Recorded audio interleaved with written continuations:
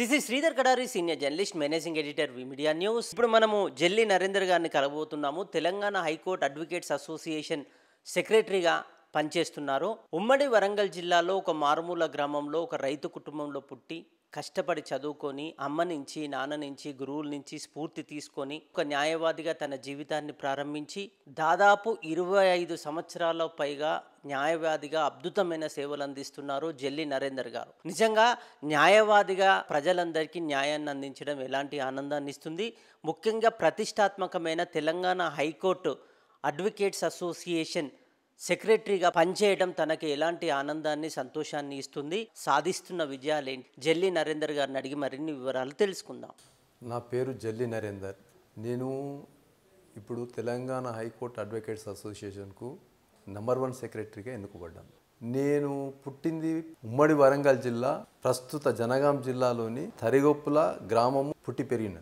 మా అమ్మ పేరు జల్లి లింగమ్మ, నాన్న పేరు జల్లి లచ్చయ్య.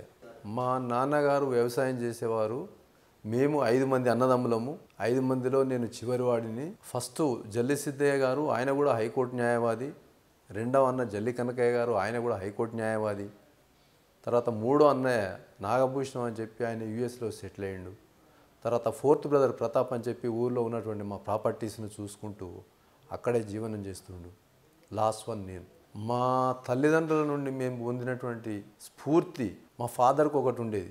ఎప్పుడూ ప్రజానికానికి సేవ చేయడానికి, మీ వంతు సహాయం చేస్తూ మీకంటూ ప్రజలలో ఒక పేరు తీసుకురావడానికి, మీ తల్లిదండ్రుల గుర్తింపు ఉండడానికి మీరు ఎటువంటి ప్రయత్నం చేసినా కూడా ప్రజలు మీ మీద వేలెత్తి చూపించకుండా చూసే ఏ ప్రయత్నం చేసినా మీ తల్లిదండ్రుల ప్రోద్బలం ఉంటుంది అని చెప్పి మా తల్లిదండ్రులు చెప్పినటువంటి మాటలు మేము చేసే ప్రతి పనికి గుర్తుకొస్తుంటుంది. నా విద్యాభ్యాసం 10వ తరగతి వరకు నేను పుట్టినటువంటి గ్రామం తరిగొప్పుల నందు జరిగింది. ఇంటర్మీడియట్ కొరకు హైదరాబాద్లో ఉన్నటువంటి మా బ్రదర్స్ దగ్గరికి వచ్చి హైదరాబాద్లోని దోమలగూడ ఏవి కాలేజీలో ఇంటర్మీడియట్ చేశాను. ఆ తర్వాత గ్రాడ్యుయేషన్ నిజాం కాలేజీలో చేశాను.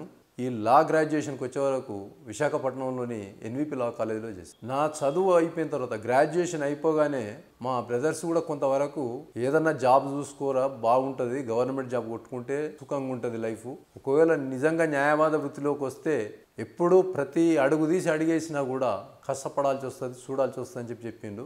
మా ఇద్దరు బ్రదర్స్కు ఉన్నటువంటి కష్టపడడం నేచర్ ఏదైతుందో మా అన్నలను స్ఫూర్తిగా తీసుకొని నేను కూడా కొనసాగితే నాకు ఖచ్చితంగా నాకంటూ సమాజంలో ఒక గుర్తింపు వస్తుందన్న ఆలోచనతోని మా అన్నలను స్ఫూర్తిగా తీసుకొని మా తల్లిదండ్రులు చెప్పినటువంటి మాటలను దృష్టిలో పెట్టుకొని నేను కూడా న్యాయవాద వృత్తిలోకి వస్తే బాగుంటుందన్న ఆలోచనతో నేను కూడా న్యాయవాద వృత్తిలోకి రావడం జరిగింది. 1995లో ఎన్రోల్ అయినాను.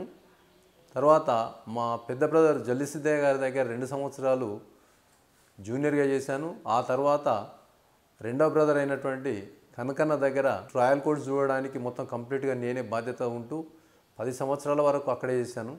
గత 15 సంవత్సరాల నుండి హైకోర్టు నందు ఫుల్ ఫ్లెడ్జ్గా ప్రాక్టీస్ చేస్తూ ఇక్కడే ఉంటున్నాను. 26 సంవత్సరాలు అవుతుంది ఇప్పుడు present. Civil, criminal, all cases, ఒక కేసు అంటూ కాదనకుండా ప్రతి కేసు మన దగ్గరకు వచ్చిన ప్రతి కేసును వాచ్ చేసి ఖచ్చితంగా దాంట్లో ఎంతవరకు మనకు న్యాయం జరుగుతుంది, దాని మీద ఇంతవరకు మీరు అవకాశం ఉండి వేయాలి అన్న ఆలోచన ఉంటే కనుక వేసి దానికి సర్వ విధాల ప్రయత్నం చేసి గెలుపొందడానికి ప్రయత్నం చేద్దామని చెప్పి నేను ఎప్పుడూ హైకోర్టులో ఇంత పై స్థాయికి వచ్చి ఈ లెవెల్లో ఉంటాను అన్న ఆలోచన నాకు ఎప్పుడూ ఆలోచన లేదు.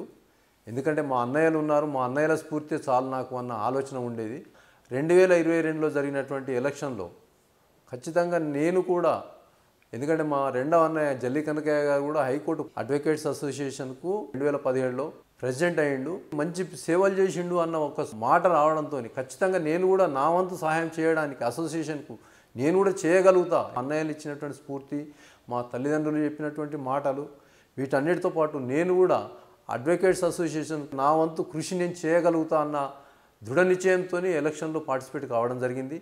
అందులో హైకోర్టు అడ్వకేట్స్ అంతా నా మీద ఉంచినటువంటి నమ్మకము, అట్లే ఖచ్చితంగా ఈయన చేయగలుగుతాడు, వీళ్ళ అన్నలు ఉన్నారు, వీళ్ళ అన్నలు ఇచ్చినటువంటి స్ఫూర్తితో పాటు ఈయన కూడా వీళ్ళ అన్నలాగానే ఖచ్చితంగా పని చేయగలుగుతాడు, అడ్వకేట్స్ అసోసియేషన్కు ఖచ్చితంగా ఈయన వంతు కృషి చేయగలుగుతాడు అన్న నమ్మకంతో నా మీద నమ్మకాన్ని పెట్టి నాకు ఓటేసి గెలిపించిన హైకోర్టు అడ్వకేట్స్ అసోసియేషన్ ప్రజలందరికీ ధన్యవాదాలు. నేను జీవితంలో సబ్ ఇన్స్పెక్టర్ కావాలన్న ఆలోచన ఉండేది. ఒక్కసారి దాని ప్రయత్నం చేయడం జరిగింది. ఆ తర్వాత మా ఫాదర్ కానీ లేకుంటే మా బ్రదర్స్ కానీ వాళ్ళు ఇచ్చినటువంటి స్ఫూర్తి, ఎందుకంటే వాళ్ళకు ఉన్నటువంటి ఇండిపెండెన్సీ, ఏ జాబ్ చేసినా కూడా ఒకరి సూపర్విజన్ కింద చేయాల్సి వస్తుందన్న ఆలోచన ఉండే. దాంతోపాటు మనం ఇండిపెండెంట్గా ఉండి మనం కూడా సమాజానికి సేవ చేయొచ్చు. ఖచ్చితంగా మా బ్రదర్స్ చేస్తున్నటువంటి సేవా కార్యక్రమాలు కానీ, లేకుంటే వాళ్ళు చేస్తున్నటువంటి స్ఫూర్తి కానీ ఖచ్చితంగా నాకు స్ఫూర్తినిచ్చి ఖచ్చితంగా అవుతుంది అన్న ఆలోచనతోని నేను ఈ న్యాయవాద వృత్తిలోకి రావడం జరిగింది. భార్య రామలక్ష్మి, హౌస్ వైఫ్, 2 కూతుర్లు. పెద్ద కూతురు పేరు శ్రావ్య, ఆమె ప్రజెంట్ సాఫ్ట్వేర్ ఇంజనీరింగ్ జాబ్ చేస్తుంది. తర్వాత రెండో అమ్మాయి కూడా మొన్ననే ఇంజనీరింగ్ అయిపోయింది, ఆమె కూడా కాగ్నిజెంట్లో చేస్తుంది. ఏదైనా కూడా నేను చేసే ప్రతి పని మా తల్లిదండ్రులకు అంకితం ఫస్ట్, తర్వాత మా అన్నదమ్ములకు, నాకు విద్య నేర్పిన గురువులకు, తర్వాత నాకు న్యాయవాద వృత్తిలో సహాయం చేస్తున్నటువంటి న్యాయవాద మిత్రులే కానివ్వండి, స్ఫూర్తినివ్వడానికి ఉన్నటువంటి జడ్జీలు ఇచ్చినటువంటి ప్రోద్బలమే కానివ్వండి, ఏదైనా కూడా ప్రతిదీ వీళ్ళందరికీ అంకితం. దీంతోపాటు నా కుటుంబంలో ఉన్నటువంటి నా భార్య పిల్లలు కానీ, లేకుంటే మా అన్నదమ్ముల కుటుంబాలు కానీ నాకు ఇచ్చినటువంటి స్ఫూర్తి ఖచ్చితంగా ప్రతి విజయానికి వారిది, నా కుటుంబ సభ్యులది, తర్వాత నా అన్నదమ్ములు, నా తల్లిదండ్రుల స్ఫూర్తే నాకు కారణం.